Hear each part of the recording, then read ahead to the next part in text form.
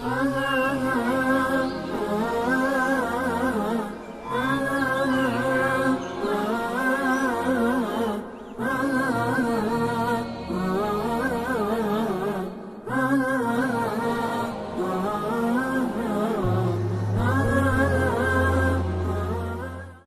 بھی معاشرے کی فلاح و بہبود میں صحت مند انداز سے معلومات کے تبادلے اور انسانی زندگی میں پیش آمدہ چیلنجز سے باخبر رہ کر ان کو علمی لحاظ سے سلجھانے کا فن اہم کردار کا حامل ہے۔ بیش بہا معلومات کے تبادلے اور زندگی کے تمام تر چیلنجز سے نمٹنے میں صحافت کا کردار انتہائی اہم ہے۔ میڈیا ریاست کا چوتھا ستون اور معاشرے میں کمی کوتاہیوں کی نشاندہی کے لیے بینا آنکھ کی حیثیت رکھتا ہے۔ برصغیر پاک و ہند میں صحافت کی بنیاد برطانوی سامراج کے دور میں پڑی۔ ابتدا انگریزی اخبارات اور رسائل سے ہوئی، لیکن جلد ہی اردو صحافت میں مقامی جرائد کا اجرا ہوا، جو وقت گزرنے کے ساتھ ساتھ پھلتا پھولتا ترقی کے منازل پر گامزن ہوا۔ برصغیر پاک و ہند میں اگر جرائد کی تاریخ کا بنظر غیر مطالعہ کیا جائے تو معلوم ہوتا ہے کہ ابتدا انگریزی جرائد اور رسائل سے ہوئی، جس کا مقصد برطانوی سامراج کے دبیس سایوں تلے مقامی افراد پر اقتدار کی تنابیں مضبوط کرنے کے لیے ان کی ذہنی ساخت کو تبدیل کرنا تھا، جیسا کہ وائسرائے ہند لارڈ مکالے کی حکمت عملی سے ظاہر ہے۔ 1780 میں جیم آگسٹس نے بنگال گزٹ یا کلکتہ ایڈوائزر کے نام سے ایک جریدہ شائع کیا، لیکن سامراجی ذہن پر مبنی ہونے کی وجہ سے اس کو ہندوستان کا پہلا مقامی جریدہ شمار کرنا ناانصافی ہوگی۔ اس لحاظ سے متحدہ ہندوستان کا پہلا مقامی جریدہ ہونے کا اعزاز 1822 کو شائع ہونے والے ہفتہ وار جانے جہاں نما اخبار کو جاتا ہے، جو ابتداً اردو میں اور بعد ازاں اردو اور فارسی دونوں میں چھپنے لگا۔ اس کے بعد کئی جرائد اور رسائل شائع ہونا شروع ہوئے جو مختلف موضوعات پر تھے۔ رسائل و جرائد کو معاشرے میں قابل قدر مقام حاصل ہے، کیونکہ افراد کی ذہنی و فکری نشوونما میں ان کا اہم کردار ہے اور افراد ہی کے مجموعے سے معاشرہ تشکیل پاتا ہے۔ تاہم خواتین اور بچوں کے متعلق شائع ہونے والے رسائل و جرائد کو اس لحاظ سے زیادہ اہمیت حاصل ہے کہ یہ معاشرے کی دو انتہائی اہم اکائیاں ہیں۔ بچے بڑے ہو کر معاشرے کی تعمیر و ترقی میں کلیدی کردار ادا کرتے ہیں، جبکہ خواتین کی گود اپنے بچوں کے لیے ابتدائی درسگاہ ہے، جس میں وہ اپنی تمام زندگی کے لیے رہنمائی حاصل کرتے ہیں۔ معاشرے کی ان اکائیوں کی اہمیت کے پیش نظر ان کی رہنمائی میں کردار ادا کرنے والے ذرائع بھی اہمیت کے حامل ہیں، جن میں اہم ترین خواتین اور بچوں سے متعلقہ وہ رسائل ہیں جن میں ان کے فکری سطح کے مطابق ذہنی ارتفاع کے لیے سامان میسر ہو۔ برصغیر میں خواتین کی بہتر رہنمائی اور بچوں کی اسلامی نہج پر تربیت کے لیے پہلا رسالہ 1 اگست 1884 کو مولوی سید احمد کی ادارت میں اخبار النساء کے نام سے جاری ہوا، جو 8 صفحات پر مشتمل تھا، جبکہ مہینے میں 3 بار شائع ہوتا تھا۔ اس کے بعد خواتین اور بچوں کی رہنمائی کے لیے مختلف رسائل شائع ہونا شروع ہوئے، جن کا سلسلہ تاہنوز جاری ہے۔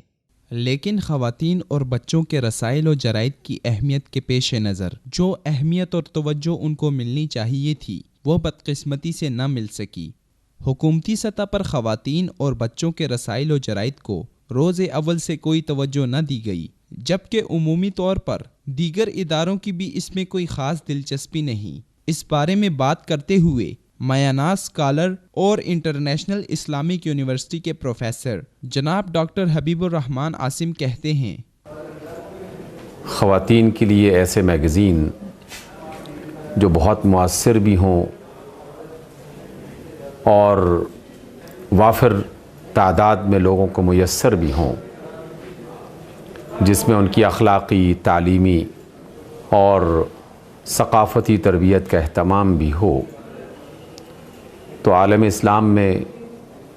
سرکاری سطح پر تو اس کا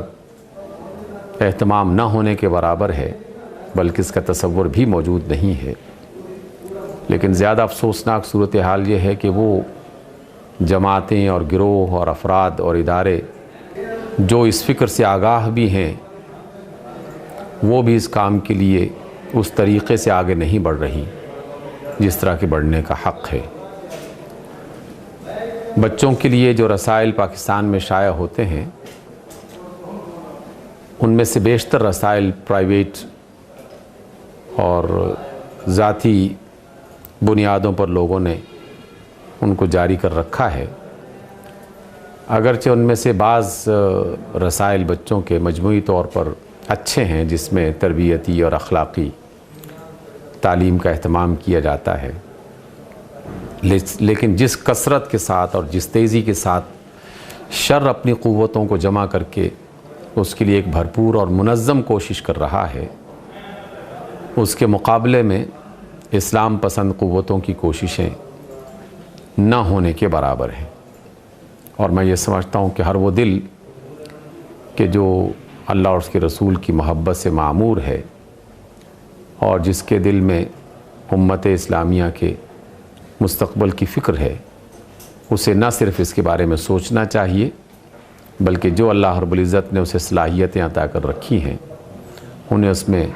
اپنا بھرپور اور مثبت کردار ادا کرنا چاہیے۔ پاکستان میں خواتین اور بچوں کے رسائل اور ان کی اشاعت و ترویج پر بعض ادارے اور انفرادی طور پر بعض فکر مند حضرات کام کر رہے ہیں، لیکن یہ کام آبادی کے تناسب اور اہمیت و ضرورت کو پورا کرنے میں فی الحال کافی سست روی کا شکار ہیں، جبکہ خواتین و بچوں کے لیے منظر عام پر آنے والے غیر اسلامی رسائل و جرائد کے مقابلے میں ان کی تعداد بہت کم ہے۔ اس بارے میں مذہبی اسکالر ڈاکٹر امیر عثمان اپنے خیالات کا اظہار کرتے ہوئے کہتے ہیں،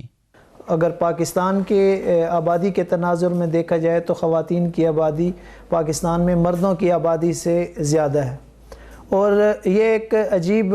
صورتحال ہو جاتی ہے کہ جب ایک اتنی اکثریتی جو آبادی ہے یا آبادی کا حصہ ہے اس کو نظر انداز کر دیا جاتا ہے۔ اکثر جو مجلات ہوتے ہیں یا رسالے ہیں ان کا فوکس خواتین کی طرف نہیں ہوتا ہے، بلکہ وہ عام طور پہ مردوں کے لیے ہی مطلب لکھے جاتے ہیں اور اس کا فوکس بھی اسی میں ہوتا ہے۔ کچھ مجلات ایسے ہیں جنہوں نے خواتین کو پیش نظر رکھ کے کام کرنا شروع کیا ہے، ان کو بھی اگر کمپیریزن کیا جائے کہ جو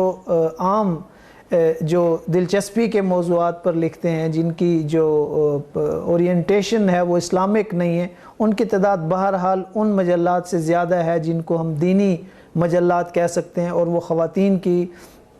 پس منظر میں ان کے حقوق کے حوالے سے، ان کے واجبات کے حوالے سے، اور ان کے ایک بچے اور فیملی اور اسلامی معاشرے کی تشکیل کے حوالے سے ان کا جو کردار ہو سکتا ہے اس کے حوالے سے جو مجلات کام کر رہے ہیں، کچھ نئی کوششیں ہیں اور وہ بہرحال قابل تحسین ہیں، لیکن اس فیلڈ میں بھی بہرحال ابھی بہت کچھ کرنے کی ضرورت ہے، اور جو کام بہرحال اب تک ہوا ہے وہ اس کو ایک حد تک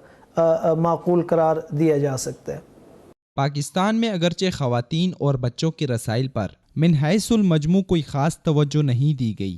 جس کی بنیادی وجہ حکومتی عدم توجہی اور نامساعد حالات ہیں، لیکن انفرادی سطح پر بعض اداروں اور مختلف شخصیات نے حسب توفیق اس میدان میں قابل قدر خدمات سر انجام دی ہیں، جس کی بدولت خواتین اور بچوں کے لیے رسائل و جرائد کی ترویج و اشاعت کا سلسلہ جاری ہے، اور یوں معاشرے کی اہم ترین اکائیوں خواتین اور بچوں کی تعلیم و تربیت ادبی انداز میں بطریق احسن ہو رہی ہے۔ بعض ادارے اس سلسلے میں نہایت قابل تحسین خدمات سر انجام دے رہے ہیں، جن میں جامعۃ الرشید کراچی کی خدمات ناقابل فراموش ہیں۔ ہفتہ وار خواتین اور بچوں کے لیے 3 عدد معیاری جرائد کی اشاعت اس ادارے کا خاصہ ہیں۔ ان 3 جرائد میں سے ایک انگلش، 2 اردو میں، جبکہ ایک خواتین اور 2 بچوں کے ہفتہ وار جرائد شامل ہیں۔ جامعۃ الرشید کے جرائد کے بارے میں میڈیا ایکٹیوسٹ سہیل راجہ کہتے ہیں، انسان کی سوچ کا دار و مدار بہت حد تک اس کے بچپن پہ انحصار کرتا ہے۔ بچپن میں پڑھی جانے والی ہر تحریر انسان کے تخیلات پہ بہت ہی گہرے اثرات مرتب کرتی ہے۔ اس سلسلے میں جامعۃ الرشید کی اس کاوش سے کبھی انکار نہیں کیا جا سکتا کہ جامعۃ الرشید نے صحافت کے میدان میں بچوں اور خواتین کے لیے جو رسالے مرتب کیے، ان کے معاشرے میں بہت ہی مثبت اثرات ہمیں دکھائی دیتے ہیں۔ جامعۃ الرشید کے چند اہم رسالے جن کا ذکر کرنا میں لازمی سمجھوں گا، ان میں سر فہرست ہے بچوں کا اسلام، خواتین کا اسلام اور دی ٹروتھ۔ یہ ایسے رسالے ہیں جن میں موجود ہر کہانی، ہر تحریر بہت ہی مثبت اور سبق آموز ہے۔ میں اس ڈاکومنٹری کے توسط سے آپ تمام ساتھیوں سے آپ تمام ہم وطنوں سے یہ درخواست کرتا ہوں کہ آپ ان تمام رسالوں کو پڑھیں اور اپنے گھر والوں کو بھی ان رسالوں سے استفادہ اٹھانے کی ہر ممکن موقع فراہم کریں۔ اس کے علاوہ دیگر جرائد بھی خواتین اور بچوں کی ادبی ضروریات کو پورا کرنے کے لیے شائع ہو رہے ہیں، جن میں خواتین کے لیے ماہنامہ تنزیل ملتان، ماہنامہ بنات عائشہ، ماہنامہ حیا کراچی، ماہنامہ تحفہ خواتین لاہور، جبکہ بچوں کے لیے ہفتہ وار آفاق انسائکلوپیڈیا اور ماہنامہ پھول شامل ہیں۔ بچوں کے لیے ماہنامہ بنیادوں پر شائع ہونے والا رسالہ ماہنامہ ذوق و شوق بھی عدم توجہی کے اس دور میں بچوں کی ادبی تربیت کی کھپت کو ایک حد تک پورا کر رہا ہے۔ یہ رسالہ مفتی اعظم پاکستان مفتی محمد رفیع عثمانی کی سرپرستی میں شائع ہوتا ہے، جبکہ یہ تعلیم اطفال کی ہمہ گیر جہات پر مضامین شائع کر رہا ہے، جس سے بچوں کے ساتھ ساتھ معاشرے کے دیگر افراد بھی فائدہ اٹھا رہے ہیں۔ خاص کر بچوں میں علم کا ذوق اور عمل کا شوق بڑھانے کے لیے یہ جریدہ اہم کردار ادا کر رہا ہے۔ ماہنامہ ذوق و شوق کے بارے میں بلاگر محمد بلال خان اپنے تاثرات کا اظہار یوں کرتے ہیں۔ بسم اللہ الرحمن الرحیم۔ بچوں کے بچپن میں مختلف مشاغل ہوتے ہیں، ان میں سے ایک معروف مشغلہ بچوں کا رسائل یا جرائد پڑھنا ہے۔ اگر یہ رسائل اور جرائد جو ہیں ان کا مواد معیاری ہو تو بچوں کی فکری تربیت بہترین ہو سکتی ہے۔ ایسے رسائل اور جرائد میں ایک بہترین اور معروف نام ذوق و شوق کا ہے۔ یہ رسالہ مفتی اعظم پاکستان مفتی محمد رفیع عثمانی صاحب دامت برکاتہ العالیہ کی سرپرستی میں شائع ہوتا ہے۔ اس رسالے کے اندر فکری، علمی اور بچوں کی ذہنی نشو و نما کے لیے ایک نہایت عمدگی کے ساتھ مواد شائع کیا جاتا ہے۔ اس کی کہانیاں، اس کے اندر شائع ہونے والی حکایات اور دیگر جتنے بھی سلسلے ہیں بچوں کی ذہنی تربیت کے لیے نہایت مفید ہیں۔ موجودہ دور میں جبکہ صحافت مجموعی طور پر اپنا معیار کھو رہی ہے، خواتین اور بچوں کے رسائل کا اہم کردار ہے، کیونکہ ابتدائی تعلیم و تربیت اور ادبی ذوق کو اجاگر کرنے میں خواتین اور بچوں کے رسائل کا اہم کردار ہے۔